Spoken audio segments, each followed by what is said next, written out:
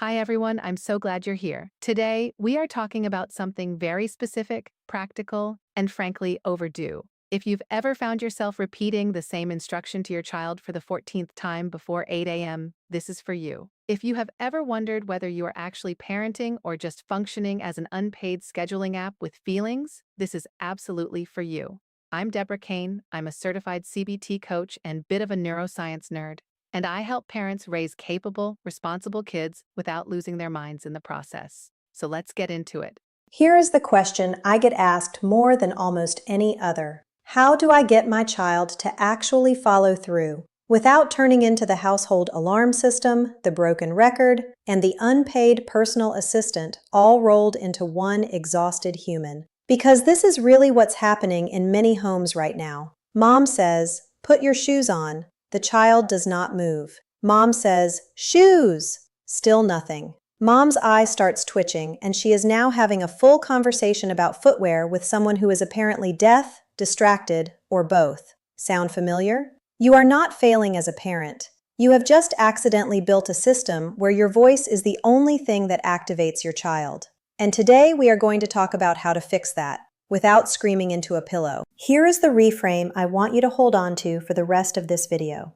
Your child may not need more reminders. They may need a better system. More reminders do not equal more responsibility. I want to say that again because it is important. More reminders do not equal more responsibility. What they usually equal is more dependence on you as the reminder. A better system, on the other hand, produces better results. And here is the part that might surprise you. AI can actually help you build that system, not instead of you, alongside you. So here is exactly where we are going today. First, we are going to look at what is actually happening in your child's brain when they don't follow through, because it is not what most people think. Second, we are going to talk about why nagging backfires, even when it works in the short term. Third, I am going to show you how AI can become a genuine support tool for building responsibility. And fourth, I am going to walk you through one simple 10-minute exercise you can try today, right after this video, with your actual child. So, let's go. Okay, here is your neuroscience moment, and I promise to keep it interesting. The part of the brain responsible for planning, organizing, follow-through, and impulse control is called the prefrontal cortex, and in children ages 8 through 12, this part of the brain is still very much under construction. We are not talking about a light renovation here. We are talking full demolition, new framing, no walls up yet, cones everywhere, caution tape, and absolutely no reliable completion date in sight. You get the picture. This is not an attitude problem. This is not laziness. This is biology. When your child walks past their backpack for the third time without picking it up, their brain is not ignoring you on purpose. The neural pathways that support automatic follow-through are literally still being built. Now here is why this matters for how you parent. When you understand that the executive function your child needs is still developing, you stop taking the forgetting personally, and you start thinking differently about what kind of support actually helps them build those skills, versus what just makes you feel like you did something. This is the part of our conversation that tends to land like a ton of bricks, in the most loving way possible. When you do all the reminding, all the prompting, all the tracking, and all the follow-up, your child begins to rely on you as the system. You become the cue. You become the structure. You become the starter button. And here is the problem with that. When you stop reminding, nothing happens. Not because your child is defiant, but because you have accidentally become their external operating system. Their brain never had to develop its own. Every time you remind them, you are doing the cognitive work their brain was supposed to practice. It feels helpful in the moment, but it is genuinely exhausting in the long run, for both of you. The goal is not to be your child's reminder app. The goal is to help them build their own internal system, and that requires a different kind of support. So here is where AI enters the conversation, and I want to be very clear about how I am framing this.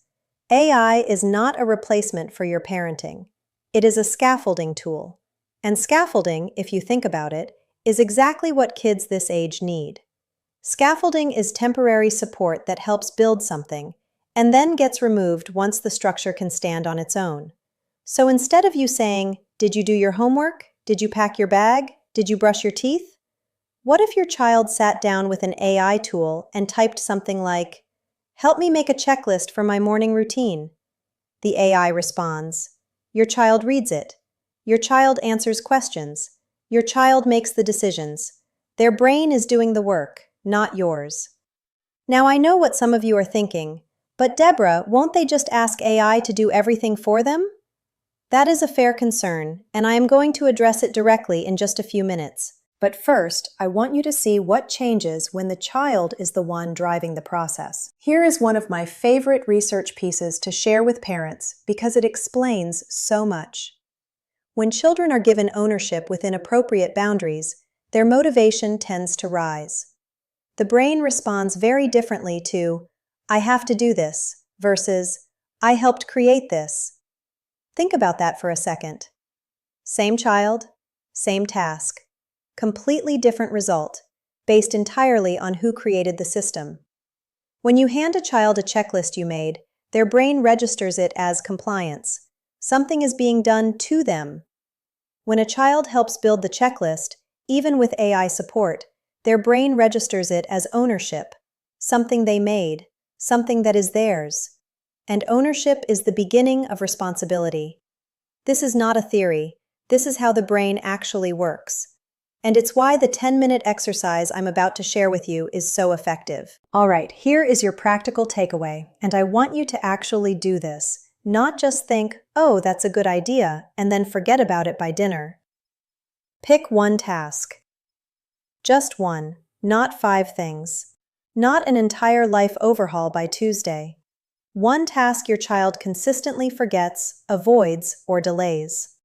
Maybe it is the morning routine. Maybe it is homework. Maybe it is cleaning their room without being asked 17 times. Pick just one. That's step 1. Step 2. Sit down side by side with your child, not across from them, next to them. This signals collaboration, not correction. Step 3. Together, type this exact prompt into whatever AI tool you use. Write this down or screenshot it right now. My child is their age and wants to be more responsible about the task. Help us build a simple system they can follow on their own. Then let the AI respond. Let your child read it. Ask them what they think. Let them push back and edit it, make it theirs. You are not the teacher in this moment. You are the facilitator. That is a very different role, and it is much less exhausting. Now here comes the part that nobody warns you about, and honestly, the part that requires the most from you as a parent. After you do the exercise and build the system together, you have to step back and let it work. Do not immediately jump back in with 6 reminders and a TED Talk. Give it a few days. Observe.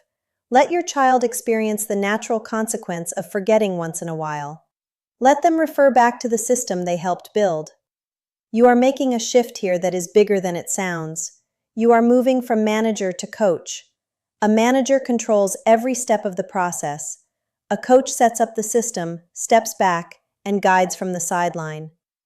That shift, from manager to coach, is where your child's independence actually gets built. I promised I would come back to this, so let's address it directly. What if my child just uses AI as a crutch? Here is my honest answer. It depends entirely on how you use it. If AI is doing the thinking for your child, writing their essays, making all their decisions, solving every problem without any input from them, yes, that becomes dependency. But if AI is helping your child break a task into steps, reflect on what is and isn't working, and build a system they then follow on their own, that is not dependency. That is supported learning. Supported learning leads to internalization, and internalization leads to independence. Scaffolding is not a crutch. Scaffolding is how things get built. That is exactly why I talk about this stuff every single week inside Raising Digital Natives. It is a free community for parents and grandparents who want real, practical tools for raising kids in a world full of technology, without panicking every time something new comes along. We talk about AI, we talk about screen time, we talk about how to stay connected to your kid when it feels like the internet is doing a better job than you are. It is not. So come join us. The link is on your screen right now. And here is your homework. Try the 10-minute exercise this week. Just one task, one child, one prompt. Then come tell me what happened. I genuinely want to know. Thank you all for being here. I'll see you inside.